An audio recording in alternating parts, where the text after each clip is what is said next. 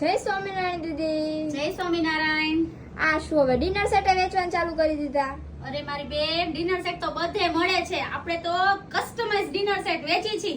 જો હું તને બતાવું છું. એમાં જો આ થાળી છે અને એમાં કસ્ટમરનો ફોટો આપણે કર્યો છે અને એનું નામ કર્યું છે. અને ઈ થાળીની સાથે આખો ડિનર સેટ જ આપણે બનાવી છીએ. થાળીની સાથે જો આવા બે બાઉલ આવશે, એમાંય ફોટો ને નામ આવશે. આને કહેવાય કસ્ટમાઇઝ આઈટમ. પછી આ ગ્લાસ છે જો, પછી એમાં એક આવી રીતના એક કાંટા ચમચી આવશે અને એક આવી નોર્મલ સ્પૂન આવશે.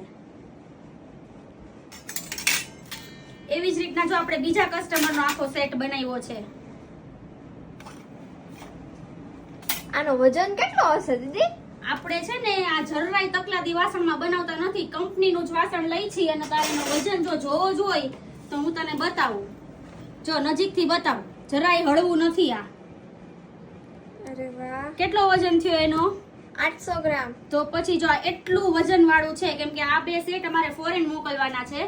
તો એ લોકોને વજન પેલા હોય કે દીદી આનો કેટલો વજન થશે, તો એ રીતના આપણે વજનમાં બનાવતા હોય. પણ આપણે છે ને તકલાદી વાસણમાં બનાવતા નથી કે જે 2 વર્ષ વાપરો ને તમારું સ્ટીલ ફાટી જાય, ગ્લાસ ફાટી ગયો, એવું આપણું કામ નથી. અરે વાહ.